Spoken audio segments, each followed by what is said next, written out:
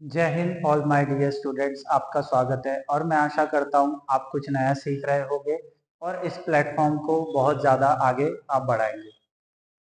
मैं आशा करता हूँ कि आपको जो भी मैं डाटा देता हूँ, जैसे कि 2 करंट अफेयर के वीडियो आ चुके हैं जो कि 9, 10, 11, 12, 13, 14 और 15 तक का फेब का मैंने करंट अफेयर कवर कर दिया है। और अब हम बढ़ रहे हैं कहाँ पे, आगे की ओर। और जर्नली जो मैंने ज्योग्राफी की सीरीज चलाई है, जो 10th NCERT 9th NCERT cover हो चुकी है, अब 10th के बाद 11th के बाद 12, ये एनसीईआरटीज में धीरे धीरे कंप्लीट कर दूंगा। और नेक्स्ट चीज ये है, बायोलॉजी के भी सेशन आते रहेंगे, आप निश्चित रहिए, आपको सब कुछ मिलेगा, कॉम्पैक्ट मिलेगा। आपको बस क्या करना है, ज्यादा से ज्यादा इस चैनल को फैलाना है और मुझे मोटिवेशन देना है। आपको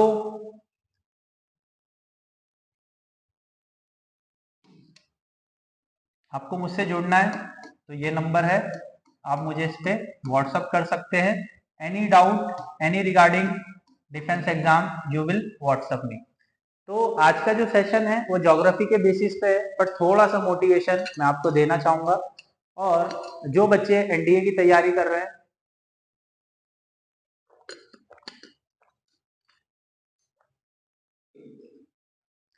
जो बच्चे एनडीए की तैयारी कर रहे हैं, सीडीएस, सीएपीएफ, जो भी डिफेंस रिलेटेड एग्जाम की तैयारी कर रहे हैं, उनके लिए मैं बहुत कुछ लेके आता हूं और मैं आशा करता हूं आप उससे कुछ सीखेंगे।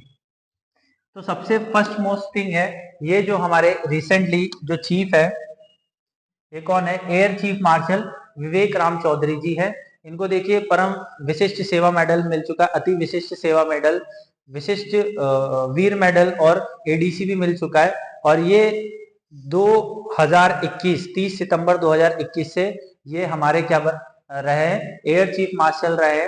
और ये भी कहीं ना कहीं आप देख सकते हैं, generally is independent head of air force design air marshal commanding royal Indian air force 1 March 1948, chief of the air staff was aided the future chief of air staff and commando. तो ये basically सबसे top most rank पे है अभी air force की, जिसे बोलते हैं एयर चीफ मार्शल।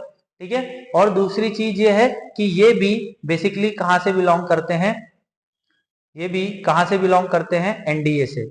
आप देख सकते हैं, जब इनका हम देखेंगे आगे का गो थ्रू, 2 मिनट।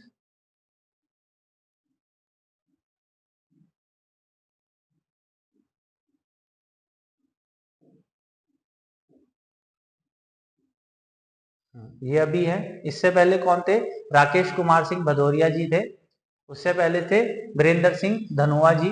तो ये हमारे लेजेंडरीज रहे हैं जो कि एयरफोर्स के चीफ रह चुके हैं।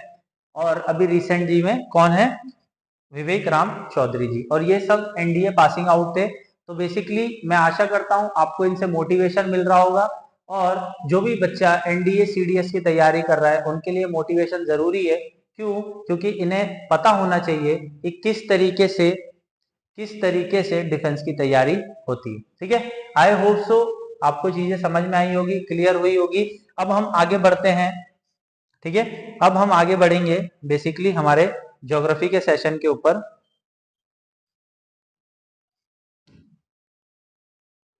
ठीक है, तो basically my name is Rohit रानवे और यूपीएससी सीडीएस सीएपीएफ एफकेट और एनडीए की आप प्रिपरेशन कर रहे हैं तो इस चैनल से जुड़ सकते हैं। ठीक है, तो आइए स्टार्ट करते हैं। आज हम पढ़ने वाले मिनरल्स, इसे बोलते हैं नीलम, हिंदी में सफायर और इंग्लिश में सफायर, हिंदी में नीलम। ठीक है, तो ये बहुत कीमती हीरा है, हीरे के जैसे दिख रहा है पर ये एक तरीके का ये नॉन मेटल है। ठीक है, तो आपको ये देख के क्या फील हो रहा है, आप मुझे कमेंट में प्लीज पिन करिए, उसके आगे हम लोग देखेंगे कि क्या क्या चीजें होती है।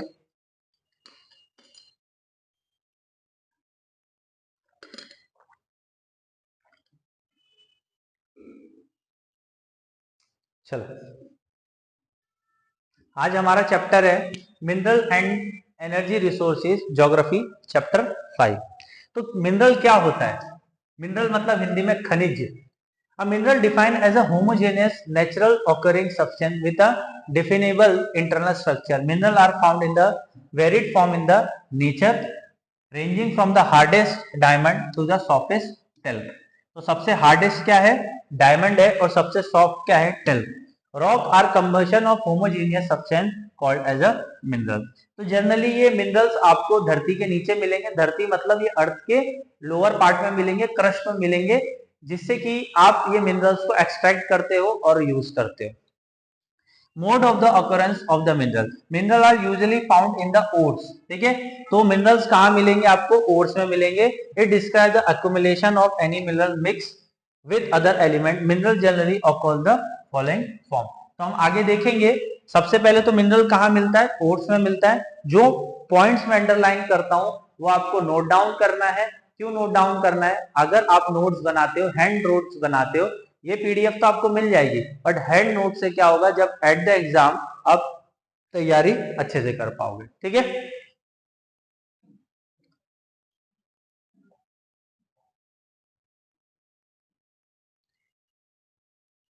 अब देखते कहां आपको मिलेंगे minerals. Igneous and the metamorphic rocks. Generally कहां मिलता है मिनरल्स?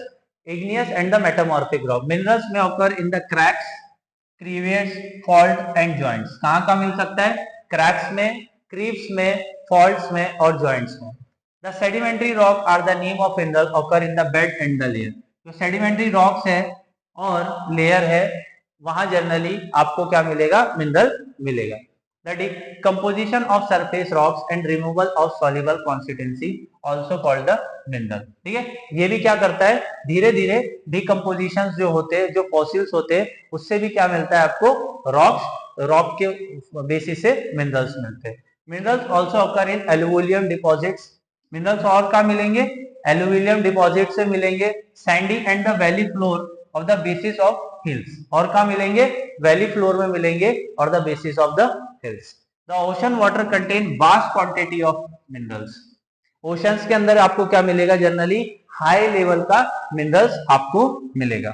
तो अब यहाँ जो चार्ट दिया हुआ है, ये चार्ट आप गौर से देखेंगे, ये चार्ट आप गौर से देखेंगे, क्योंकि इस चार्ट से जनरली क्वेश्चंस आते हैं, तो आपको उसे टैकल करना आना चाहिए। ठीक है, तो सबसे पहले क्या है आपका? मिनरल्स है। मिनरल्स भी दो तीन तरीके के होते हैं, मेटालिक, नॉन मेटालिक और एनर्जी मिनरल्स।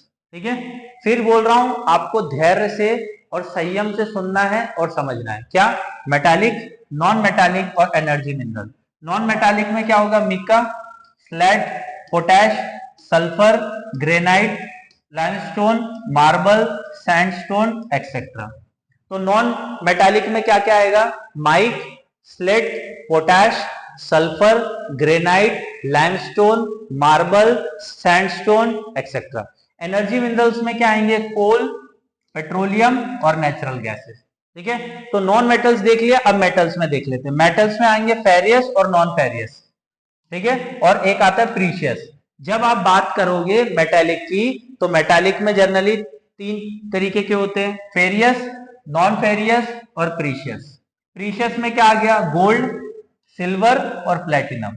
प्रीशियस मतलब महंगी, बहुत ज्यादा महंगी वस्तु, तो क्या हो गई? गोल्ड, सिल्वर और प्लेटिनम। नॉन फेरियस में क्या आ जाएगा? कॉपर, लेड, टीन और बॉक्साइट। नॉन फेरियस में क्या आ जाएगा? कॉपर, लेड, टीन और बॉक्साइट। और फेरियस में क्या आ जाएगा? आयरन और, निकल, कोबाल्ट, मैग्नीशियम। फिर मैं आपको रिवाइज करा देता हूं। प्रीशियस में gold, silver, platinum. Non furious में कॉपर, लेड, टीन, बॉक्साइट। ठीक है, फेरियस में आयरन और निकल, कोबाल्ट और मैग्नीशियम। तो मैं आशा करता हूं आपको यहां तक चीजें क्लियर हुई होगी। देख सकते हैं टाइप्स ऑफ मिनरल्स किस किस तरीके के होते हैं। ठीक है, तो सबसे पहले black tourmaline, blue calcite, marble, azurites, sodalites, malachites, rose quartz, slates, amber, granite, agate, obsidian, scoria, amethyst, basalt and tiger eye. तो ये आप स्क्रीनशॉट भी ले सकते हो और आपको पीडीएफ में भी मिल जाएगा। Easily you will be know very well. तो मिनरल्स किस किस प्रकार के होते हैं, I am understand, you will easily understand. आगे बढ़े। Furious metal. अब फेरियस मेटल में किस किस तरीके की चीजें होती है? 10th एनसीईआरटी है और मैं आपको बहुत ज्यादा डीप में नहीं ले जाऊंगा, जनरली जो दिया है हम वही देखेंगे। Furious metal account 3/4 of the total value of metallic mineral. Metallic mineral जो बेसिकली फेरियस मिनरल्स होते हैं उसका 1/3 पार्ट होता है, ठीक है। तो जिसमें आयरन ओर होता है, fairly abundant resource in the iron ore. Magnetite is the finest iron ore which are very high content of iron up to 70%। Magnetite एक आयरन ओर है जिसके अंदर आयरन का जो कंटेंट है 70% तक मिलेगा। एक्सीलेंट मैग्नेटिक क्वालिटीज, ठीक है, तो यहां से पूछा जा सकता है। फिर आ गया हेमेटाइट। हेमेटाइट भी इंडस्ट्री में यूज किया जाता है, इसमें 50 to 60% आयरन आपको मिलेगा। The major iron belt in India are Odisha, Jharkhand belt, Durg Bastar, Chandrapur belt, Bellary, Chitradurga, Chikmagaluru, Tumakuru belt और महाराष्ट्र गोवा बेल्ट। तो आपको आयरन और कहां कहां मिलेंगे आप देख सकते हो, इजीली आप समझ पाओगे कौन कौन से रीजन में मिलेगा, ठीक है, इंपॉर्टेंट है। दूसरा आ जाता है magnesium. It is a mainly use in manufacture of steel and ferromagnetic alloy. Manganese आपको जनरली कहां मिलेगा, किस वजह से मिलेगा और किस मैन्युफैक्चरिंग में मिलेगा, तो स्टील और फेरोमैग्नेटिक अलॉय के अंदर। Nearly 10 kg of manganese is required to manufacture 1 tonne of the steel. देखिए 1 टन स्टील बनाने के लिए 10 किलो का मैग्नीशियम आपको लगेगा। और कहां यूज होता है, bleaching powder, insecticide and paints. और कहां कहां यूज होता है, also use bleaching powder, insecticides और पेंट्स में, ठीक है। मैग्नीशियम कहां कहां यूज होता है, आपको यहां तक चीजें समझ में आ गई होगी। देख सकते हैं टाइप्स ऑफ फेरियस मेटल, अभी हमने थोड़ी देर पहले बात करी है। तो क्या हो गया, स्टेनलेस स्टील, अलॉय स्टील और rough iron, cast iron, carbon steel और माइल्ड स्टील। स्क्रीनशॉट ले सकते हो, ठीक है। I am giving you 2 seconds, ठीक है। Screenshot. Type of ferrous metal में क्या क्या मिलेगा, stainless steel, alloy steel, rough iron, cast iron, carbon steel और माइल्ड स्टील, ठीक है। I hope so you will easily understand. अब आते non ferrous steel, non ferrous mineral. Non ferrous mineral copper, bauxite, lead, zinc और gold. This mineral play a vital role in the metallurgy, engineering and electric industry. Non ferrous minerals कहां कहां use होते हैं, basically metallurgy, engineering, electric industry में। जैसे कि copper, malleable, ductile and good conductor of the heat and electricity, ठीक है। तो कॉपर जो है वो basically good conductor of the heat है और electricity. Mainly use in electric cables, electronics and chemical industry. कहां कहां यूज होता है, इलेक्ट्रिक केबल्स, इलेक्ट्रॉनिक और केमिकल इंडस्ट्री में। बालाघाट माइंस मध्य प्रदेश, वहां कॉपर अच्छा मिलता है। खेतरी माइन राजस्थान में और Singhbhum district of Jharkhand leading a produce. सबसे ज्यादा कहां मिलेगा कॉपर, 3 जगह पे, मध्य प्रदेश के बालाघाट में, खेतरी माइन जो राजस्थान में अलवर जिले के पास में, सिंहभूम डिस्ट्रिक्ट जो झारखंड में है, वहां भी आपको कॉपर बहुत अच्छी मात्रा में मिलेगा। Next bauxite. Bauxite deposit are form decomposite of wide variety rich in aluminium silicate. Bauxite के अंदर मेन कंपोनेंट क्या होता है, एल्यूमिनियम सिलिकेट, ठीक है। Aluminium obtain from bauxite. Aluminium कहां से मिलेगा आपको, बॉक्साइट। और aluminium as a good conductor of malleability, मतलब जो एल्यूमिनियम है वो थोड़ा सा लचीला होता है और ये बहुत ही एक तरीके की बहुत अच्छा एल्यूमिनियम लचीलापन देता है। अगर किसी मिनरल में या मेटल में एल्यूमिनियम मिला दिया जाए तो क्या होगा, उसकी मेलेबिलिटी या उसका डक्टाइलनेस बहुत बढ़ जाएगा। Deposits are mainly found in Amarkantak plateau, जो कि आपको जबलपुर मध्य प्रदेश में मिलेगा। मैकाल हिल्स प्लेट्यू, बिलासपुर और कटनी वाले रीजन में आपको मिलेगा, कहां, बॉक्साइट, ठीक है। आई होप सो आपको समझ में आ रहा होगा। अब आ जाते हैं नॉन मेटेलिक, आगे डायग्राम भी है, इजीली आप समझ जाएंगे। नॉन मेटेलिक मिनरल्स में क्या आएगा, mica, made of the series of plates of leaves, it can clear black, green, red, yellow and brown. किस किस कलर में मीका मिलता है? ब्लैक, ग्रीन, रेड, येलो, ठीक है, और brown. Mica is the most dispensable mineral use in electric and electronic industry. Mica कहाँ use होता है? इलेक्ट्रॉनिक और इलेक्ट्रिक इंडस्ट्री में। It has a excellent dielectric strength, low power loss factor, insulating properties and resistant to high voltage. तो mica को कहाँ use किया जाता है? जैसे हम बोल सकते हैं एमसीबी में भी यूज किया जाता है। क्यों? क्योंकि इसका क्या होता है? लो लॉस फैक्टर होता है, लो पावर लॉस फैक्टर होता है, और ये क्या होता है? रजिस्टर भी बहुत अच्छा करता है हाई वोल्टेज को। Mica deposit are found in the northern edge of Chota Nagpur plateau, Jharkhand वाला रीजन है और मेघालय वाला रीजन। छोटा नागपुर प्लेट्यू में आपको जनरली मीका फाउंड होगा। स्क्रीनशॉट ले लीजिए। Non furious metal, cobalt atomic number 27 है, कॉपर 29 है और Ag 47 है। Ag मतलब सिल्वर। नॉन फेरियस मेटल उसका मतलब क्या है? Do not rust on being expose to oxygen and moisture. इनका मतलब होता है कि ये ऑक्सीजन और मॉइस्चर से मिलके रस्ट नहीं करते, जैसे कि आयरन कर जाता है, ठीक है। तो इसलिए इनको क्या बोला जाता है? Non furious metal. तो कोबाल्ट, कॉपर और सिल्वर, ठीक है। I hope so you will understand all this point.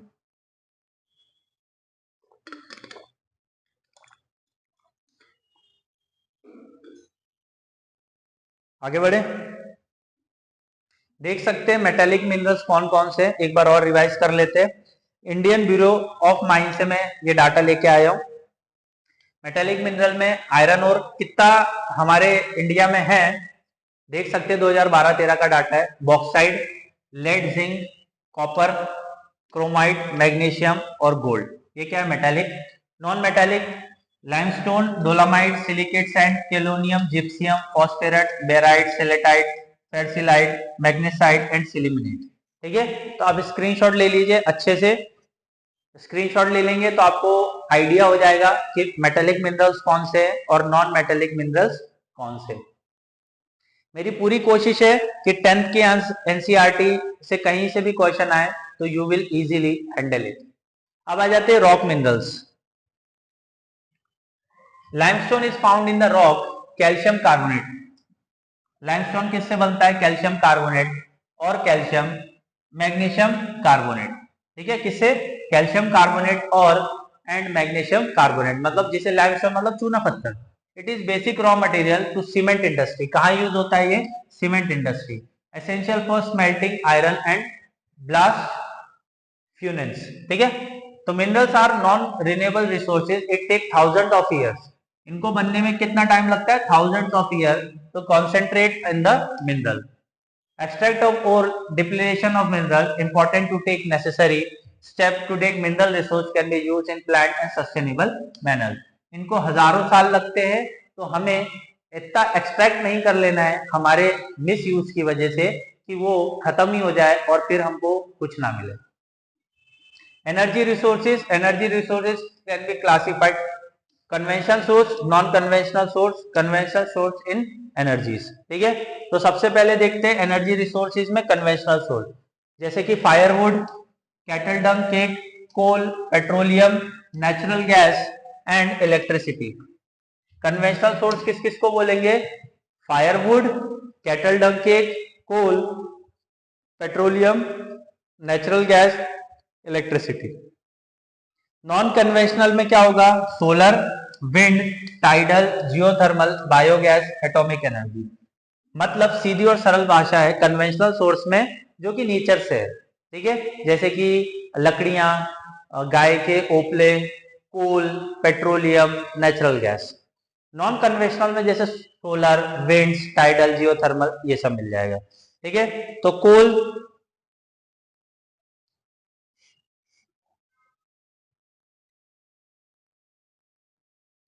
Coal it is the most abundant available fossil fuel, ये जनरली पाया जाता है। It is use for power generation, energy industry as well as domestic need. Coal generally हमारे घरों में भी use होता है। Lignite is a low grade brown coal. Lignite कैसा कोल है? लो ग्रेड का। लिग्नाइट क्या है? लिग्नाइट क्या है? लो ग्रेड का ब्लैक कोल है। soft and high moisture content. Coal that has been buried deep and subject to increased temperature, bituminous coal. Anthracitic is the highest quality hard coal. Jharia, Raniganj and Bokaro are the important coal field. याद रखना है कौन कौन सी जगह पे आपको मिलेगा अच्छा कोल. झरिया, रानीगंज, बोकारो एंड ये तीन वाले सेक्टर में आपको ज्यादा मिलेगा. ठीक है. नेक्स्ट आ जाता है petroleum. It provides fuel for heat and lighting, lubricant for machinery and raw material, number manufacturing industry. तो पेट्रोलियम का लुब्रिकेंट भी बनता है, हीट और लाइट भी बनता है और मशीनरी रॉ मटेरियल के भी यूज आता है. Petroleum refinery act as the nodal industry for synthetic textile, fertiliser and chemical industries. Mumbai High, Gujarat, Assam are major petroleum area in India. कहाँ कहाँ मिलेगा. मुंबई हाई, गुजरात, आसाम ये मेन जगह है जहां आपको क्या मिलेगा बेसिकली पेट्रोलियम. आपको मेजर पेट्रोलियम बोल सकते हैं, खदान मिल सकती है जहां से अच्छा पेट्रोल निकलता है. Natural gas is a important clean energy resource in environment friendly fuel. The power and fertiliser industry are key use of natural gas. Natural gas basically power और फर्टिलाइजर इंडस्ट्री को बहुत ज्यादा इम्पैक्ट करता है. Compression natural gas जिसे हम CNG बोलते हैं, ये रिप्लेस कर चुका लिक्विड फ्यूल को. ऐसा अभी हुआ नहीं है पूरा बट हाँ हो रहा है. सीएनजी भी यूज होता है generally. Large reserve for natural gas has been discover in Krishna Godavari basin. ठीक है. तो नेचुरल गैस बेसिकली कहाँ मिलेगा. कृष्णा गोदावरी बेसिन में. Electricity is a generator mainly in two ways. First running water through drive hydro turbine जिसे हम हाइड्रो इलेक्ट्रिसिटी बोलते हैं. इलेक्ट्रिसिटी बनाने का सबसे पहला तरीका क्या है. Hydro electricity, renewable source of energy. Next multi projects जैसे कि भाखरा नंगल डैम्स. ठीक है. भाखरा नंगल, दामोदर वैली और कोपिली हाइड्री प्रोजेक्ट. ठीक है. ये ऐसे प्रोजेक्ट है जिससे हाइड्रो इलेक्ट्रिसिटी बनाई जा रही है. हाइड्रो इलेक्ट्रिसिटी टर्बाइन से बनती है. Burning other fuel such as coal, petroleum और natural gas as a turbine is called a thermal power plant. एक हाइड्रो इलेक्ट्रिसिटी है और एक थर्मल पावर प्लांट है जिसके वजह से इलेक्ट्रिसिटी बनाई जा सकती है. I hope so it will be easily understand. 10th NCERT है, कुछ ज्यादा है नहीं. नेक्स्ट आ जाता है non conventional source of energy. Renewable source such like solar energy, wind, tide, biomass ये हमने देख लिया है. कन्वेंशनल एनर्जी सोर्स क्या है. Nuclear atomic energy, alternative atom, uranium और थोरियम से बनता है. ठीक है. यूरेनियम एंड थोरियम से बनता है atomic nuclear power plant. Solar energy sun से बनता है. फोटोवोल्टिक टेक्नोलॉजी से convert into sunlight directly to electricity. ठीक है. Wind power is used to generate electricity. Wind turbine की वजह से होता है और लार्जेस्ट विंड फार्म क्लस्टर का है तमिलनाडु के. तमिलनाडु और नागरकोइल एंड मदुराई. कहाँ मिलेगा सबसे ज्यादा आपको wind power station. Tamil Nadu, Nagercoil और Madurai. Biogas type of the fuel that naturally decompose organic waste, most efficiently cattle dungs to quality of manures. ठीक है. नेक्स्ट आ जाता है tidal energy. Tidal energy convert होती है energy obtain from tides, useful form of the power. मतलब जो समुद्र में ज्वार भाटे आते हैं उनसे हम लोग बनाते हैं क्या बिजली. जैसे कि gulf of Khambhat, gulf of Kutch in Gujarat and gangetic delta Sundarban region West Bengal ideal condition of the utilising.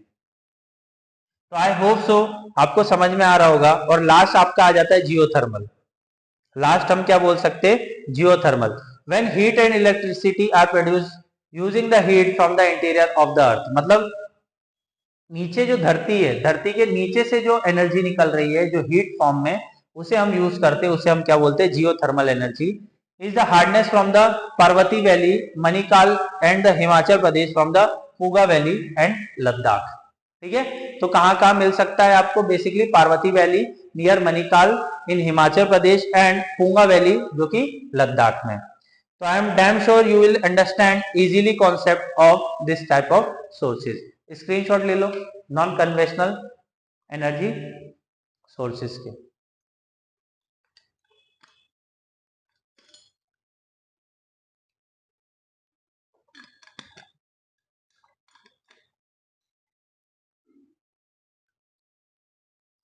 तो एनर्जी सोर्सेज में non conventional solar energy, wind energy, tidal, geothermal energy और बायो एनर्जी या बायोमास एनर्जी। और कन्वेंशन ऑफ द सोर्सेज में आपको क्या मिल जाएगा? Solar, wind, hydro electric, geothermal, nuclear energy और बायोमास। ठीक है, तो कन्वेंशनल सोर्स है, आपने देख लिए। आई hope so it will enjoy for you. ज्यादा लेंदी ना खींचते हुए शॉर्ट में रखते हैं। जितना इंफॉर्मेशन की आपको आवश्यकता थी, जो आपके डिफेंस एग्जाम के लिए अनिवार्य है, तो उतना मैंने आपको समझा दिया है। उसके बावजूद आपको कोई क्वेश्चन हो, कोई क्वेरी हो, तो आप क्या कर सकते हैं, मुझे कमेंट कर सकते हैं। और इस वीडियो को शेयर, लाइक और सब्सक्राइब करना है, जिससे मुझे मोटिवेशन मिल सके। और मैं आशा करता हूं आप कुछ नया सीख रहे होंगे और इस चैनल को ज्यादा से ज्यादा शेयर करेंगे। Thank you all.